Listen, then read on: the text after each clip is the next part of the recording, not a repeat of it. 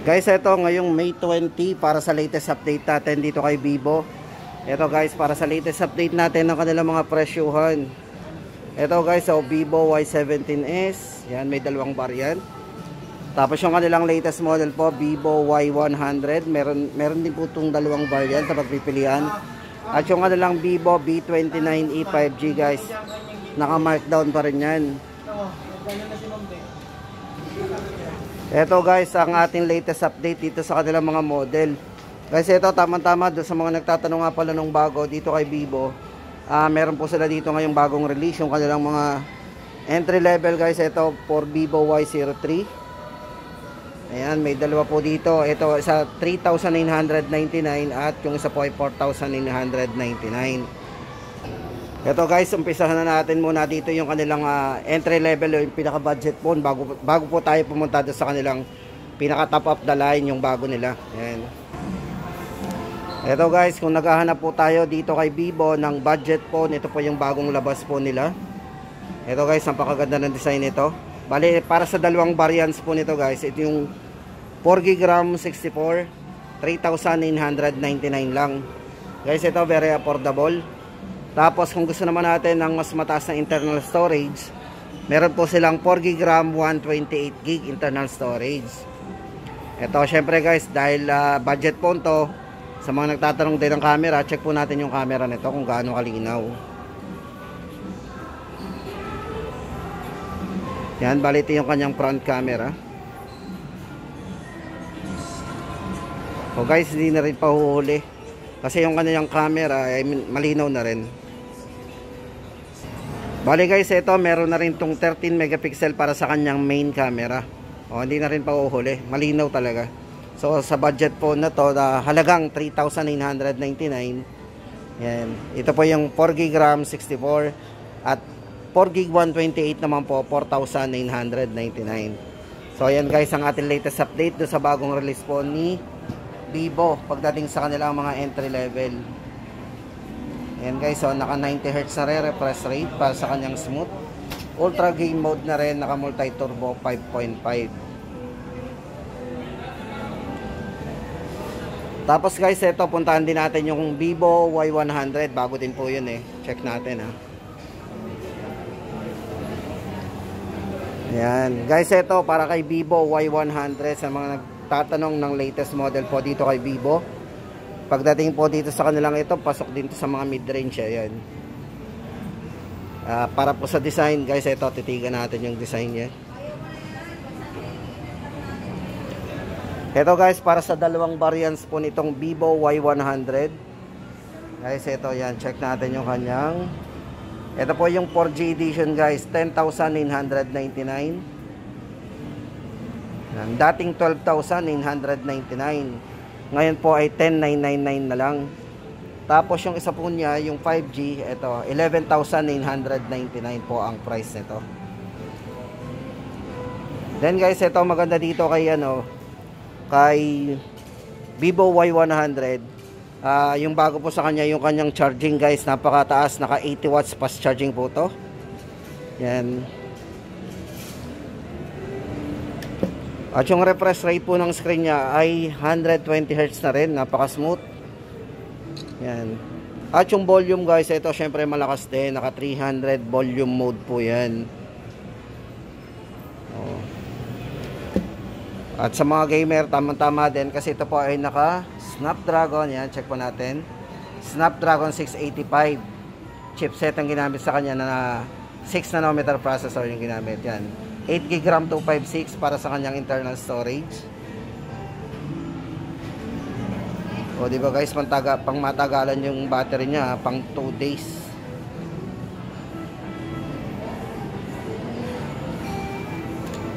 So ito nga pala guys, yung design nito is photochromic. Yan, naka-photochromic po yan. Ito guys, para sa latest update natin dito kay Vivo Y100. Para po sa 4G, ulitin po natin ay 10,999. At 11,999 naman kapag 5G. O, di ba guys, ito napaka-affordable na 5G, 11,999 lang. At hindi lang yan guys, lipat tayo dito kay Vivo Y17s. Ito guys, sunod sa ating mga entry level. Ito, entry level pa rin to, budget phone pa rin to, pasok na pasok to. Ito ay kayang-kaya pa rin ng ating bulsa. Guys, dito guys kay Vivo Y17s.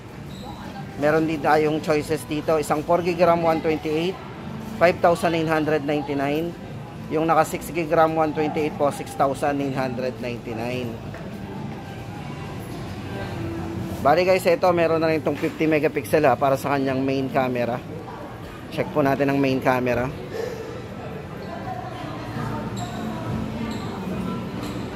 Yan.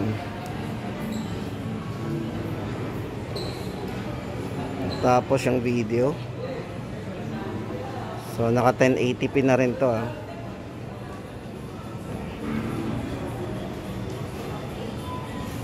So may malino na rin camera. Ito guys, para sa design, titigan po natin mabuti. Kasi yung iba po guys dyan, nagtatanong din ng ng design. Pakita ko daw po yung ilalim at yung ibabaw. Kasi para makilatis nila yung unit. O nga naman. Bukod nga naman sa price update, syempre mahalaga din nga naman yung mga design. Para may idea tayo. Ayan guys, naka 5,000 mAh battery ito. 15 watts, fast charging na din. At syempre guys, equip po ito ng IP54 dust and water resistant na. O diba? Safe po ito sa mga splash ng tubig. Vivo Y17s. Ayan guys, ulitin po natin ang presyo. 4GB 128, 5,999 at 6,999 sa 128GB. Yan, lipat naman tayo sa mga ibang model guys tayo. Ito guys, kumustahin naman natin si Vivo V29 5G. Sa mga naghahanap po ng 5G ni Vivo, ito, pasok po ito sa kanilang mid-range. Ito yung kadikit po ng kanilang mga top of the line, yung mga flagship nila. Ito po si Vivo V29e 5G guys, ay naka-sale pa rin. Good news, from 17,999. Guys, ito po discounted to ng 1,000, magiging 16,999. So guys, maganda dito, ano bang maganda dito kay Vivo V29e 5G guys? Syempre guys, unang-una dito yung kanyang 5G connectivity. Mabilis ang ating downloading and uploading dyan. Sa processor, hindi po pahuhuli kasi naka 6nm Qualcomm Snapdragon 5G processor. At sa main camera po, ito ay naka 64 megapixel na with optical image stabilization. Yan. Guys, ito naka 0.6 din. So meron po siyang ultra wide angle. Yan, 0.6. At pagdating po sa video resolution guys, ito check natin . Uy, naka-smooth. Ito, naka-ready na. Napaka-smooth po ng kanyang video resolution pagdating sa recording. Kasi naka 1080p at 60 frame per seconds to. Tapos check po natin yung kanyang front. Ayan. So, ganun din guys. Meron din siyang 1080p at, ayun, naka 1080p 30 frame. Ayan.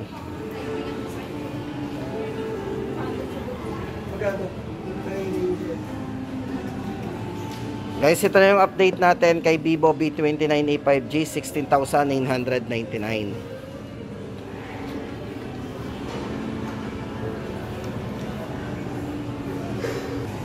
Tapos guys, ito nga pala yung kanilang Vivo Y36.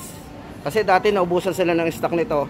Ngayon guys, available po ang stock ng Vivo Y36. Bale, ayun, check na lang po natin sa store kasi ang available daw po ay yung 5G. Para sa ating update po, ayan, Vivo Y36 5G, 13,999. At kung sakali naman po magka-stock sila ng 4G, ito dating 12,999, ngayon po ay 10,999 na lang. Ayan, Vivo Y36. Kasi ito maganda dito, naka naka 44 watts fast charging na din, 5,000 mAh battery. Tapos naka 8+8 din extended RAM. At may malaking internal storage, 256 na po internal storage. Ito size ng screen very handy guys kasi ito ay naka 6.64 na rin, full high definition dot display. So naka full na rin po tayo, full view display na rin kasi naka dot display to. Ayan. So ang ganda rin ang design nito, flat. At yan guys, ang update natin dito kay Vivo Y36 para sa latest update. Sa mga nagtatanong po at naghahanap po ng model na to. Syempre guys, hindi pa uli yung kanilang mga latest model. Pagdating po sa ayan, yung kanilang mga ano yung mga kumbaga top of the line. Ito guys, yung kanilang mga latest ngayon, ito po sina Vivo V35G. Ito guys, may dalawang variants tayo ditong pagpipilian. Ito guys, yung hawak ko, itong dummy phone. Pero ito, reference natin para sa isang kulay niya. Ayan. Tapos ito naman po yung kanilang live unit ng Vivo V35G. Ito po yung isang color. Yan. Parang crystal po yung dating nito eh. Guys, sa maganda dito, napakanipis ah. Ito, check po natin. Naka 80 watts fast charging po to. 120 Hz po para sa kanyang refresh rate, yung smoothness. Then maganda po sa kanya guys dito, siya yung gumagamit ng dual stabilization eh. Dito kay Vivo, pagdating sa mga video resolution, ito gumamit to ng dual stabilization. Then check po natin yung combination po ng kanilang resolution pagdating sa video. So lagi natin guys pinipicture yung mga video kasi mahalaga yan eh. Ginagamit natin talaga ito pang recording. Yung naka 4K resolution, then 1080p, pwede po natin i-combine to sa 60 frame. Yan. So meron siyang resolution na 1080p at 60 frame per seconds. So maganda dito guys, meron tong dual stabilization, yung optical image stabilization and electronic image stabilization. So dalawa yon. Then maganda po dito sa kanilang meron po itong malaking internal storage kasi ito ay naka 12 GB RAM, 512 GB internal storage na. So tama-tama guys to sa mga mahilig mag photo sa gabi kasi meron siyang special features pagdating sa nightography. Check po natin. At naka ultra wide angle din po yan. 112 degree po ang kaya niya sakupin.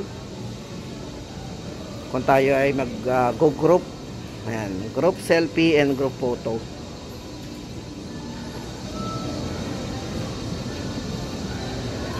Ang nipis oh, napakanipis.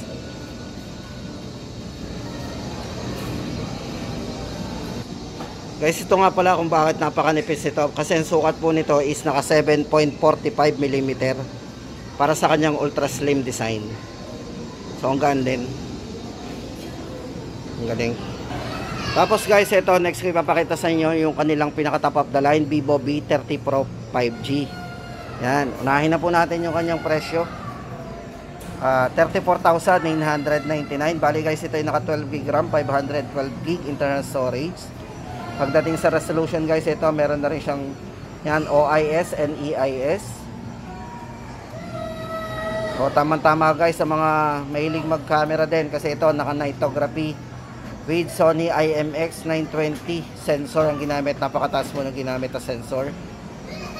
At meron siyang wide angle portrait groupie sa mga mahilig mag-selfie. Ayan, 24 layer protection, 80 watts fast charging na rin with 5,000 mAh battery. At manipis din to guys kasi naka 7.45 din millimeter para sa kanyang ultra slim design din. So same po siya nung pagdating sa nipis ng V30 5G. Ayan, check po natin yung kanyang camera kung gaano kalinaw.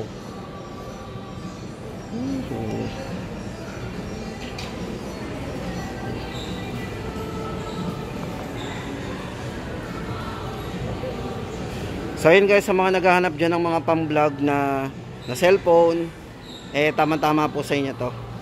Yan. Kasi meron na rin siyang dual video. Yan, dual view video. So meron din siya. Napakalinaw.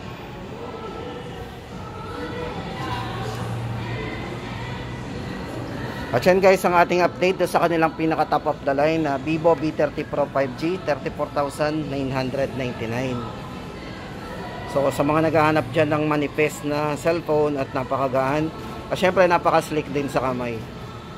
Sobrang gandang hawakan. Tapos hindi lang yan guys, kasi si Vivo naglabas ulit sila dito ng kanilang bagong-bago. Sa mga natatanong guys ng Vivo V30e 5G, kasi once sa tuwing maglalabas po sila ng mga 5G, lagi pong meron silang light version. Siyempre, para sa mga naghahanap ng medyo mababang presyo, meron din silang nilalabas dito. Ito yung kanilang Vivo V30e 5G. Yan guys, so ang ganda ng design nito. Crystal yung likod.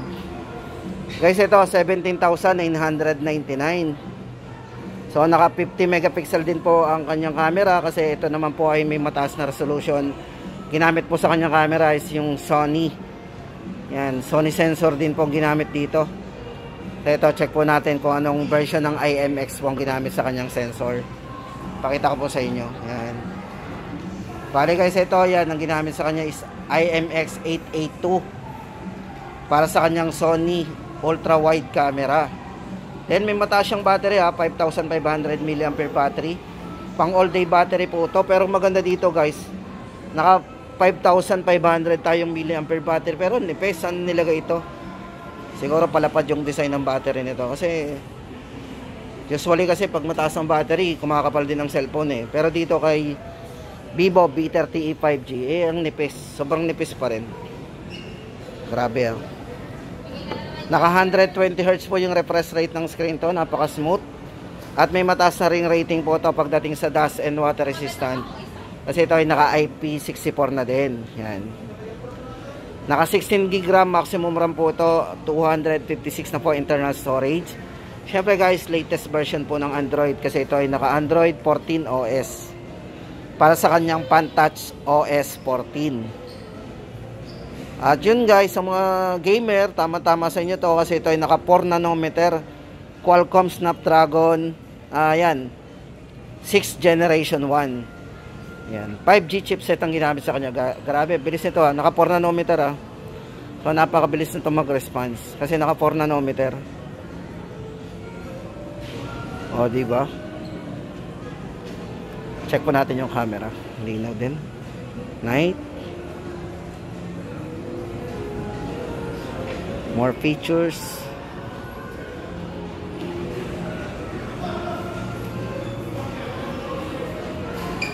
So yun guys, sa mga naghahanap ng latest model ni Vivo, pagdating sa kanilang mid-range, yan, Vivo V30e 5G, 17,999. Naka 16 GB RAM po tayo with 256 internal storage. Yan po yung design. Check po natin yung design nga nung sinundan ito. Yan, ito po yung design ng kanilang pinakamataas. Ito yung kanilang V30 Pro 5G. Tapos yung design ayun, square din. Tapos yung kanilang Vivo V30e 5G, ito yung design niya bilog.